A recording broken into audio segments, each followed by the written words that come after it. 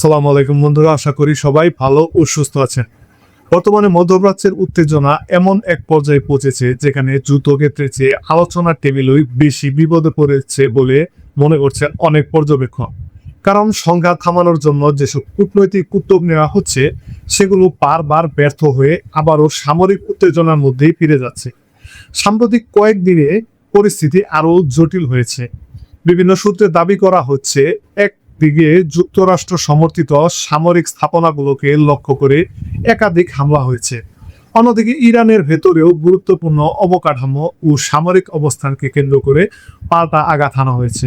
ফলে সংঘাত এখন আর শুধু হুমকি পাল্টা হুমকির মধ্যে সীমাবদ্ধ নেই, এটি সরাসরি শক্তি প্রদর্শনের প্রতিযোগিতায় পরিণত হয়েছে।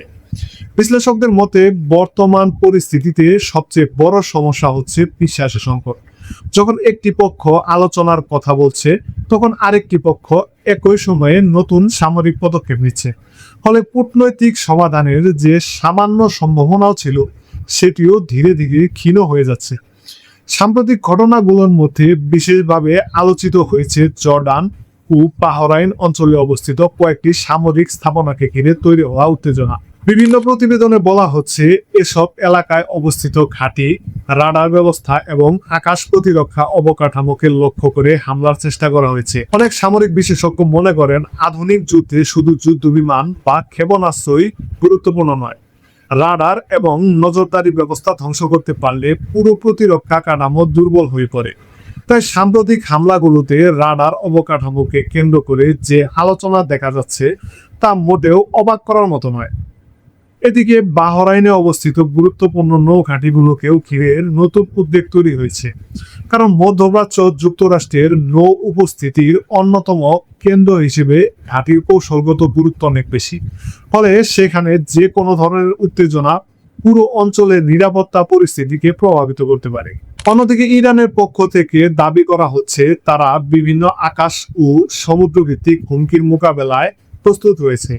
তবে এসব দাবির কতটা বাস্তব আর কতটা মনস্তাত্ত্বিক যুদ্ধের অংশ সেটি যাচাই করা বেশ কঠিন, কারণ যুদ্ধকালীন পরিস্থিতিতে উভয় পক্ষই নিজেদের সাফল্যকে বড় করে দেখাতে এবং ক্ষয়ক্ষতিকে ছোট করে উপস্থাপন করতে চেষ্টা করে।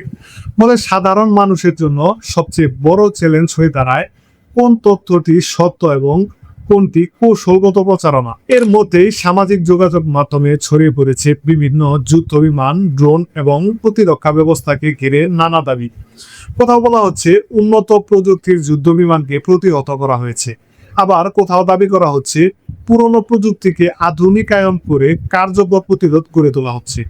তবে এসব দাবির বড় অংশই এখনো স্বাধীনভাবে যাচাই করা সম্ভব হয়নি। যুদ্ধক্ষেত্রের পাশাপাশি সমুদ্রেও উত্তেজনা বাড়ছে। পারস্য উপসাগর ও আশেপাশের জলসীমায় বিভিন্ন নৌবহরে গতিবিধি নিয়ে আলোচনা চলছে। উভয় পক্ষই নিজেদের অবস্থানকে নিরাপদ বলে দাবি করলেও সামরিক বিশ্লেষকরা বলছেন ভুল হিসাব বা ছোট কোনো সংঘর্ষ খুব দ্রুত বড় আকারে সামরিক সংঘাতে রূপ নিতে পারে। এদিকে যুক্তরাষ্ট্রের রাজনৈতিক নেতৃত্ব থেকেও কঠোর ভাষায় দেওয়া হয়েছে বার্তা। সাম্প্রতিক বক্তব্য ও সামাজিক যোগাযোগ মাধ্যমে প্রকাশিত মন্তব্যে দেখা যাচ্ছে ওয়াশিংটন চাপ বাড়িয়ে প্রতিপক্ষকে ছাড় দিতে বাধ্য করতে চায়। কিন্তু বাস্তবতা হলো দীর্ঘ সময় ধরে চলা এই সংঘাতের পরও এখনো কোনো পক্ষই নিজেদের লক্ষ্য পুরোপুরি অর্জন করতে পারেনি। ফলে প্রশ্ন উঠছে, যদি আলোচনার পথ সংকুচিত হয় এবং সামরিক উত্তেজনা বাড়তেই থাকে তাহলে মধ্যপ্রাচ্য কি আরো বড় সংঘাতের দিকে এগিয়ে যাচ্ছে? এই প্রশ্নের উত্তর এখন কারো কাছে পরিষ্কার নয়। তবে একটি বিষয় নিশ্চিত, বর্তমান পরিস্থিতি শুধু ইরান, যুক্তরাষ্ট্র বা ইসরায়েলের মধ্যে সীমাবদ্ধ নয়। এর প্রভাব জর্ডান, বাহরাইন, সৌদি আরব, কাতার, তুরস্ক এবং পুরো অঞ্চলের অর্থনীতি ও নিরাপত্তা ব্যবস্থার উপর প্রভাব পড়তে পারে। আর সে কারণে মধ্যপ্রাচ্যের এই সংঘাতকে অনেক বিশেষজ্ঞ এখন শুধু একটি আঞ্চলিক সংকট নয়, বরং বৈশ্বিক কৌশলগত সংকট হিসেবেও দেখছেন। বন্ধুরা, পরিস্থিতি এখন এমন এক পর্যায়ে পৌঁছেছে যেখানে সামরিক সংঘাতের পাশাপাশি কূটনৈতিক ফ্রন্টেও চলছে তীব্র লড়াই। একদিকে ওয়াশিংটন চাপ বাড়ানোর চেষ্টা করছে, অন্যদিকে তেহরান স্পষ্ট করে জানিয়ে দিচ্ছে যে তারা কোনো ধরনের হুমকির মুখে নতি স্বীকার করতে প্রস্তুত নয়। সাম্প্রতিক দিনগুলোতে মার্কিন প্রশাসনের পক্ষ থেকে একাধিক কঠোর বার্তা দেওয়া হয়েছে। প্রেসিডেন্ট ডোনাল্ড ট্রাম্প সামাজিক যোগাযোগ মাধ্যমে প্রকাশিত এক বিবৃতিতে দাবি করেছেন যুক্তরাষ্ট্র প্রয়োজনে আরো বড় সামরিক পদক্ষেপ নিতে প্রস্তুত। তার বক্তব্যে ইরানের সামরিক সক্ষমতাকে লক্ষ্যবস্তু করার ইঙ্গিত পাওয়া যায়, তবে ইরানের প্রতিক্রিয়াও ছিল সমান কঠোর। ইরানের বিভিন্ন রাজনৈতিক ও বিশ্লেষক ও নীতি নির্ধারকরা বলেছেন, কয়েক মাস ধরে চলমান এই সংঘাতের পরও যদি কোনো পক্ষ চূড়ান্ত সমাধানে পৌঁছাতে না পারে, তাহলে শুধুমাত্র হুমকি দিয়ে পরিস্থিতি বদলানো সম্ভব নয়। তাদের মতে সামরিক চাপের পাশাপাশি বাস্তবতার দিকটিও বিবেচনা করতে হবে। এদিকে ইরানের শীর্ষ পর্যায়ের কর্মকর্তারা সতর্ক করে বলেছেন, নতুন করে বড় আকারের হামলা চালানো হলে তা প্রতিক্রিয়া শুধুমাত্র মধ্যপ্রাচ্যের সীমার মধ্যে সীমাবদ্ধ থাকবে না, বরং সংঘাতের প্রভাব আরো বিস্তৃত অঞ্চলে ছড়িয়ে পড়তে পারে। সামরিক বিশ্লেষকদের মতে বর্তমানে সবচেয়ে গুরুত্বপূর্ণ বিষয় হচ্ছে সংঘাতের ভৌগোলিক বিস্তার, কারণ যে কোনো নতুন আঘাত শুধু একটি দেশকে নয়, পুরো অঞ্চলের নিরাপত্তা ও অর্থনীতিকে প্রভাবিত করতে পারে। এদিকে বাহরাইনে অবস্থানরত মার্কিন পঞ্চম নৌবহরকে ঘিরেও নতুন করে উত্তেজনা তৈরি হয়েছে। বিভিন্ন সূত্রে দাবি করা হচ্ছে, সাম্প্রতিক কয়েকটি ঘটনার পর ওই অঞ্চলে নিরাপত্তা ব্যবস্থা আরো জোরদার করা হয়েছে। যদিও মার্কিন কর্তৃপক্ষ বলছে তাদের নৌবহর স্বাভাবিকভাবেই কার্যক্রম পরিচালনা করছে এবং পরিস্থিতি তাদের নিয়ন্ত্রণে রয়েছে। তবে যুদ্ধের সময় তথ্য যুদ্ধ একটি বড় বাস্তবতা। এক পক্ষ যে তথ্য প্রকাশ করছে, অন্য পক্ষ সেটিকে অস্বীকার করছে, ফলে প্রকৃত পরিস্থিতি যাচাই করা অনেক ক্ষেত্রেই কঠিন হয়ে পড়েছে। বিশেষ করে সামরিক ক্ষয়ক্ষতি ও আক্রমণের ফলাফল নিয়ে দুই পক্ষের বক্তব্যের মধ্যে বড় ধরনের পার্থক্য দেখা যাচ্ছে। এই অবস্থায় মধ্যপ্রাচ্যের আঞ্চলিক রাজনীতিতেও দ্রুত পরিবর্তন দেখা যাচ্ছে। সম্প্রতি তুরস্ক ও সৌদি আরবের মধ্যে একটি গুরুত্বপূর্ণ রেল যোগাযোগ প্রকল্প নিয়ে আলোচনা সামনে এসেছে।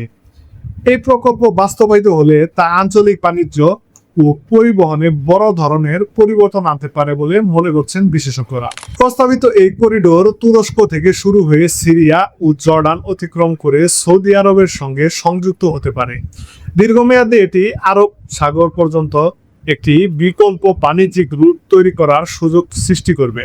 অর্থনৈতিক দৃষ্টিকোণ থেকে এটি অত্যন্ত গুরুত্বপূর্ণ একটি উদ্যোগ, কারণ মধ্যপ্রাচ্যের দেশগুলো দীর্ঘদিন ধরে এমন একটি সংযোগ ব্যবস্থা গড়ে তোলার চেষ্টা করেছে যা আঞ্চলিক বাণিজ্যকে আরো সহজ ও দ্রুত করবে। তবে বাস্তবতা হলো মধ্যপ্রাচ্যের যে কোনো বড় প্রকল্প প্রায়শই ভূরাজনৈতিক প্রতিকূলতার মুখে পড়ে।